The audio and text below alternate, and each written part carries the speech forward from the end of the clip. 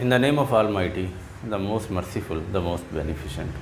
हम लोग bill of exchange का चैप्टर पढ़ रहे हैं। इसमें अभी तक हमने सिर्फ एक केस डिस्कस किया है जिसमें ड्रायर ऑफ द बिल जो होता है वो मैच्योरिटी तक बिल अपने पास रखता है। आज हम इसका दूसरा केस पढ़ने जा रहे हैं जिसके अंदर ड्रायर जो है वो बिल अपने पास रखने की बजाय जल्दी उसको पैसों की ज़रूरत है तो वो अपने बैंक के पास जाता है और बैंक से कहता है कि ये बिल मुझे डिस्काउंट कर दे। बैंक उसमें से कुछ कटौती करके बाकी पैसे उसको दे देता है कि चलें इंतज़ार मैं कर लूँगा, आप आज पेमेंट ले लें, और एट मैच्योरिटी ड्राई से बैंक जो है वो पैसे वसूल कर लेता है।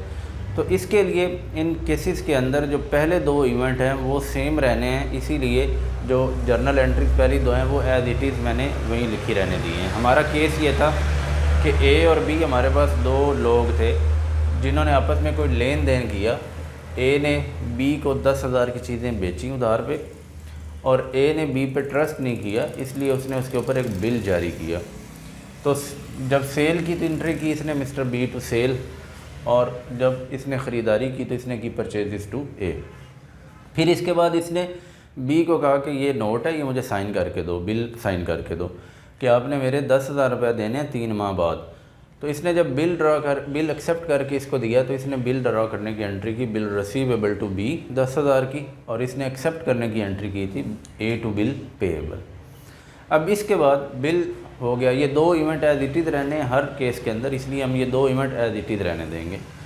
अब इसके बाद जो है फॉर एग्ज़ाम्पल ये 1/1/23 को काम हुआ था, 1/1/23 को बिल जारी हुआ था और 10 तारीख को, जनवरी की 10 तारीख को मिस्टर ए जो है उसको पैसों की ज़रूरत पड़ गई। अब वो बी को जाके ये तो नहीं कह सकता कि भाई मेरे 10,000 रुपये आपने देने हैं वो मुझे अभी दो, क्योंकि एक लीगल डॉक्यूमेंट साइन हो गया कि 3 महीने बाद पैसे मिलने हैं। तो अब क्या करेगा, ए जो है वो अपने बैंक से पूछेगा कि आप क्या मुझे ये पैसे दे सकते हैं अभी। तो बैंक जो है वो उसको अगर जल्दी पेमेंट करेगा तो वो कुछ ना कुछ डिडक्शन करेगा, कटौती करेगा, क्योंकि उसने वेट करना है बी की वो मैच्योरिटी डेट आने का। इसके अलावा वो बी को जानता भी नहीं है। अब इसकी जो है वो क्रेडिट वर्थ स्टैंडिंग क्या है वो भी नहीं ये जानता। तो इसलिए बैंक जो ये इतना रिस्क पे जा रहा है तो वो कुछ ना कुछ अपने लिए मार्जिन क्रिएट करेगा। वो डिस्काउंट जो है वो इसके लिए एक्सपेंस होगा, लॉस होगा एक किस्म का, और बैंक के लिए वो रेवेन्यू बन जाएगा। तो चलिए जब मिस्टर ए जो है वो बैंक में पहुंचेंगे, मिसाल के तौर पर 10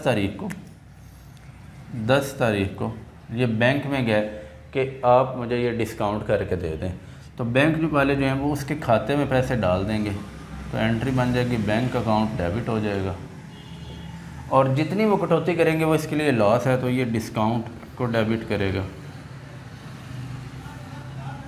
और बिल किसको दे देगा, बैंक को दे देगा। बिल इससे चला गया, बिल रिसीवेबल अकाउंट, ये क्रेडिट हो गया। और नरेशन इसकी बनाएगा being bill discounted from bank.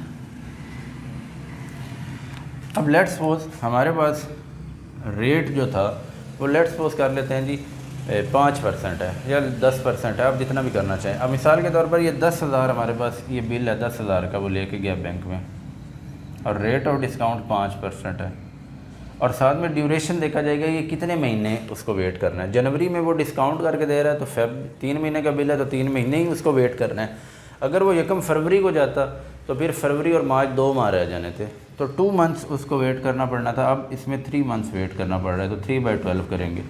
तो जब हम ये कैलकुलेशन करेंगे, इसकी कैलकुलेशन की, तो ये बना 10,000, इस पे 5% और 3 माह के लिए ये हमारे पास आ रहा है, तो ये बनेगा 125, 125 रुपये जो है ना वो इसने बैंक ने कटौती कर ली, तो बाकी पैसे वो इसको दे देगा। 125 जो है वो कटौती हो जाएगी, 10,000 में से 125 की डिडक्शन होगी तो 9,875 रुपये जो हैं वो इसके पास आ जाएंगे, 9,875 रुपये, और इधर ये बिल 10,000 का था।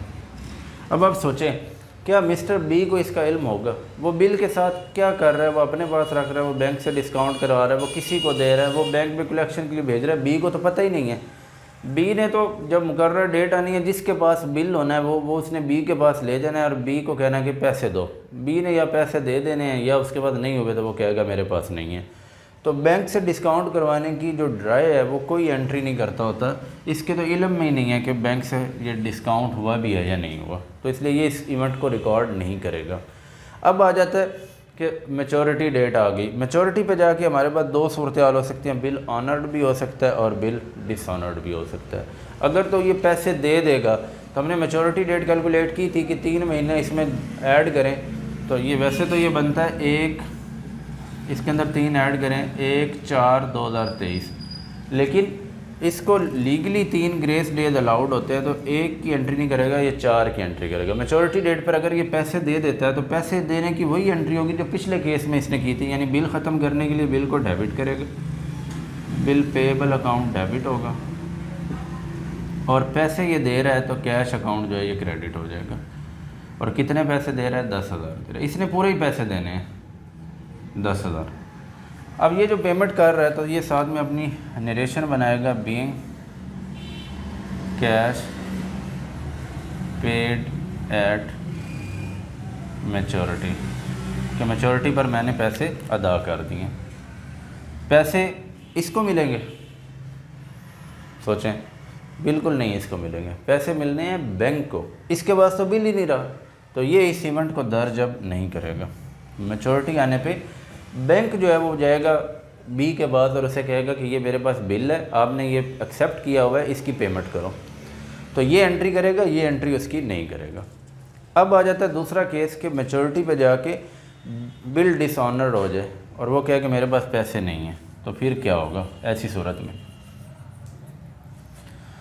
ये हमारा केस नंबर 1 था, और अगर वो कह दे कि पैसे नहीं हैं मेरे पास, तो ऐसी सूरत में फिर क्या होगा?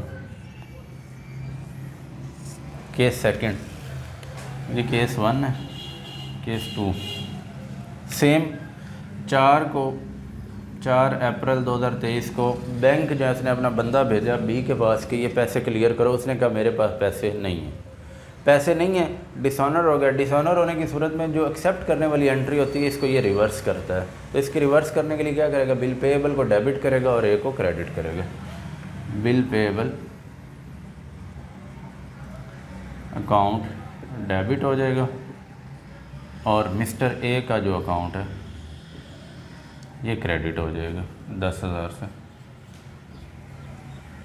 ये ऐसी सूरत है कि अगर वो बिल ना दे सके, being bill dishonoured at maturity, ठीक है। अब बैंक क्या करेगा? ए के पास आएगा और कहेगा कि ये बिल जो आपने मुझे मिस्टर बी का पकड़ाया था, ये इसने पैसे देने से इनकार कर दिया, मैं तो नहीं जानता बी को, लिहाजा आप ये बिल अपना अपने पास रखें और मैं आपके अकाउंट से 10,000 रुपये काटने लगा हूँ जो मैंने बी से लेने थे। तो अब ये शशोपंज में पड़ जाएगा मिस्टर ए, ये क्या करे?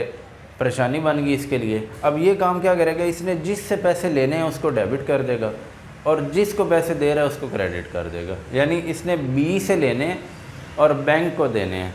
तो ये अपने पास जर्नल एंट्री करेगा, मिस्टर बी अकाउंट डेबिट हो जाएगा और बैंक से इसकी डिडक्शन हो जाएगी, बैंक अकाउंट क्रेडिट हो जाएगा। लेकिन अब बैंक से इसकी पूरी कटौती होगी। बैंक ने इसको दिए 9,875 थे, 125 रुपये एक उनकी फ़ीस थी कि हमने 3 महीने वेट किया। 3 महीने वेट के बाद उनको पैसे उधर से नहीं मिले तो उन्होंने कहाँ से ले लिए? ए से ले लिए। तो ए के अकाउंट से उन्होंने 10,000 रुपये क्रेडिट कर लिए, निकाल लिए पैसे। तो ये हमारे पास 4/4 को दूसरे केस में ये एंट्री करेगा, पहले केस के अंदर ये एंट्री नहीं करेगा। तो यहाँ पर आ जाएगा being bill dishonoured at maturity. तो ये हमारा सेकंड केस है जिसमें बिल बैंक से डिस्काउंट करवाया हुआ था और मैच्योरिटी पे जाके ऑनर हो जाए तो फिर ये, और अगर डिसऑनर हो जाए तो फिर इस तरीके से इसको जर्नलाइज किया जाता है।